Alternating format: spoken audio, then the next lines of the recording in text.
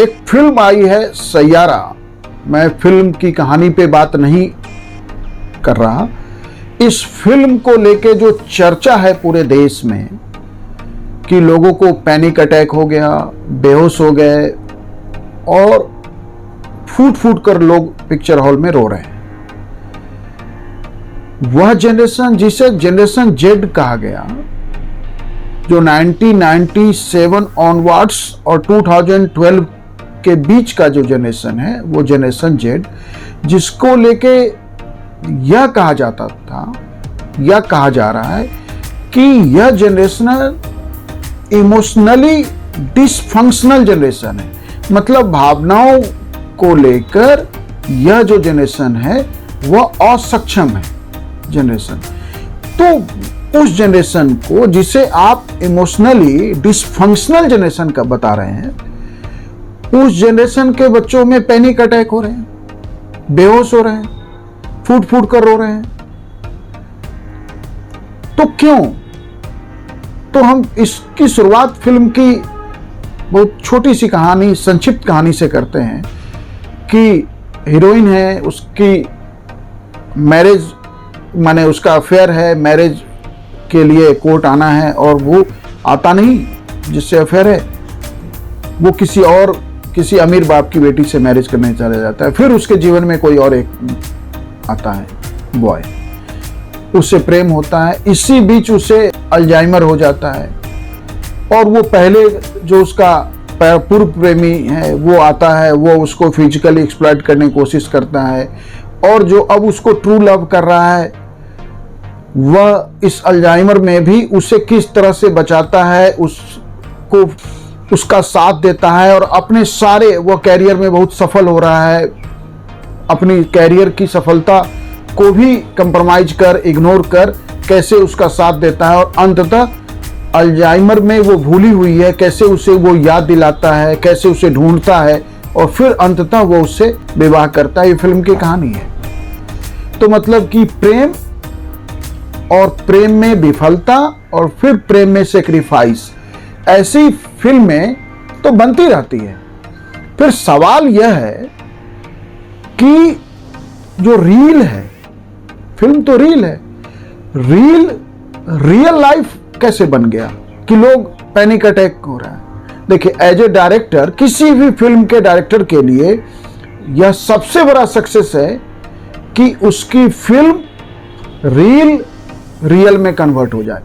यही किसी डायरेक्टर की सफलता भी होती है कि वह अपने दर्शकों को इस तरह फिल्म के साथ जोड़ देता है कि लोग ये भूल जाते हैं कि वो रील वाली दुनिया में है और वह उन्हें वास्तविक कहानी लगने लगती है और फिर इस तरह का इमोशन। ऐसा पहले भी फिल्म है और किसी भी डायरेक्टर का सक्सेस है तो डायरेक्टर के लिए तो बधाई है कि वो एक ऐसी फिल्म बनाए जिसने यूथ के इमोशंस को, जिस यूथ को कहा जा रहा है कि असंवेदनशील यूथ है, उसके इमोशंस को इस तरह वो कनेक्ट कर पाए, रील को वो रियल बना पाए, तो यह उनके लिए सफलता है। लेकिन मेरा जो यह बातचीत है कि इस जनरेशन के ऊपर जो यह कहा जा रहा है कि यह जनरेशन इमोशनली डिसफंक्शनल है, असंवेदनशील है, असक्षम है, अपनी भावनाओं को ठीक से व्यक्त नहीं कर सकता, उसके लिए एक रील की दुनिया ऐसी बन गई। तो देखिए, रील की दुनिया आज नहीं बनी, पहले भी ऐसी फिल्में बनती थी, पहले भी ऐसा होता था कि लोग जो है फिल्म देखते देखते उसके साथ इस तरह कनेक्ट हो जाते थे कि भावनाएं बाहर आ जाती थी। अब क्योंकि मीडिया के इतने सारे माध्यम हैं, एक्सप्रेशन के इतने प्लेटफॉर्म हैं कि ऐसी घटनाएं पूरे देश में चर्चा में आ गई। यूथ को जो हम ये कह रहे हैं कि रील और रियल का फर्क नहीं पता। देखिए, यह बात ठीक है कि रियल लाइफ में जिस तरह से न्यूक्लियर फैमिली में बच्चे ग्रोन अप हो रहे हैं, लेकिन न्यूक्लियर फैमिली में सारा फोकस पेरेंट्स का इस बात पे होता है कि बच्चों को कैरियर में कैसे सक्सेस मिले, एकेडमिक हो या किसी अन्य कैरियर में। जो भी बच्चे ने कैरियर ऑप्ट किया है पेरेंट्स के साथ मिलकर या इंडिविजुअली, उसमें उसे सक्सेस हर हाल में चाहिए, इसके लिए पूरी तरह रिश्ते नाते समाज से बच्चों को काट के रखा जाता है। बच्चा पेरेंट्स के साथ इस तरह से कनेक्ट भी नहीं हो पाता है। क्यों? क्योंकि पेरेंट्स भी कहते हैं कि तुम्हारा स्टडी का टाइम है, या माँ बच्चे से बात करना चाहती है तो फादर कहते हैं उसको डिस्टर्ब मत करो, इसका एग्जाम पास आ गया। पिता बात करना चाहता है तो माँ कह रही है। तो मतलब ये है कि बच्चा जो कर रहा है उसमें यदि मदर फादर भी उसके साथ कोई संवाद करना चाहते हैं तो डिस्टरबेंस है, क्योंकि कैरियर इतना इंपॉर्टेंट है। तो जब हमने जिस जनरेशन को यही बताया है, यही सिखाया है कि सबसे इंपॉर्टेंट कैरियर है, तो फिर उसको हम ये कैसे कह सकते हैं कि इमोशनली डिसफंक्शनल है, असंवेदनशील है? क्या परिवार ने, पेरेंट्स ने उसे समाज के साथ जोड़ने की कोशिश की? कौन करेगा समाज के साथ कनेक्ट? बच्चे खुद कनेक्ट होंगे? नहीं, कनेक्ट कोई तो करेगा ना। पहले दादा दादियों की कहानियों से हम समाज से कनेक्ट होते थे, नाना नानी के पास जाते थे। मैंने समर वेकेशन में इंतजार रहता था कि कब समर वेकेशन हो और बच्चे नाना नानी के घर जाएं, और वहां फुल मस्ती मामा के साथ, नाना के साथ, नानी के साथ, और वो फ्रीडम एंजॉय करते थे। तो फ्रीडम एंजॉय नहीं करते थे, एक समाज से जुड़ते थे, एक समाज उनके साथ जुड़ता था। आज क्या स्थिति है? क्या समाज से हम जुड़ रहे हैं? क्या समाज हम तक आ रहा है? तो ना हम समाज से जुड़ रहे हैं, ना समाज हमसे कनेक्ट हो रहा है। क्यों? क्योंकि पेरेंट्स ने कैरियर को प्रमुख मानकर समाज के बीच और उस बच्चे के बीच में एक दीवार की तरह खड़ी हो जाते हैं। तो जो जनरेशन तो जेड नहीं है, पेरेंट्स तो जेड जनरेशन के नहीं है, तो पेरेंट्स ही बच्चों को समाज से काट के रखते हैं। अब जब समाज से आपने काट लिया तो जो इमोशंस हैं, या इमोशंस का, भावनाओं का नियंत्रित तरीके से व्यक्त करना, भावनाओं की समझ व्यक्त करने का एटमॉस्फेयर, वह समाज से ही सीखेगा। समाज है नहीं, रिश्ते नाते हैं नहीं। रिलेटिव्स यदि आते हैं या आप रिलेटिव्स के पास जाते हैं तो वो जो है कुछ घंटों का होता है, या मैक्सिमम जो है 1 नाइट विजिट होता है। पहले रिश्तेदार वीक्स में स्टे करते थे। अब जो है इकोनॉमिक रीजन से या जिस भी रीजन से या रिलेशनशिप के बीच में जो गर्मजोशी है वो इस तरह का नहीं हुआ कि कोई रिश्तेदार आके आपके यहाँ 1 सप्ताह रुक सके या मोर देन वीक रुक सके। तो उस तरह रिलेशन में गर्मजोशी नहीं है। आज पेरेंट्स जो हैं बच्चों को लेके घूमने निकल जाते हैं कि हमने उसे शिमला घुमाया, मसूरी, या जो फॉरेन कंट्रीज अफोर्ड कर सकते हैं बाहर के देशों में चले जाते हैं। तो हम बच्चों को कि रिलैक्स होने के लिए घुमाने ले चले जाते हैं, आउटिंग पे चले जाते हैं, समाज के साथ नहीं जाते। अब जब हम किसी नए स्थल पे जाएंगे तो वहां किसी भी नए जगह भी एक समाज है, लेकिन वह समाज आपसे कनेक्ट होने में समय लेगा। उससे पहले आपका टूर प्रोग्राम कंप्लीट हो जाएगा और आप वापस आ जाएंगे।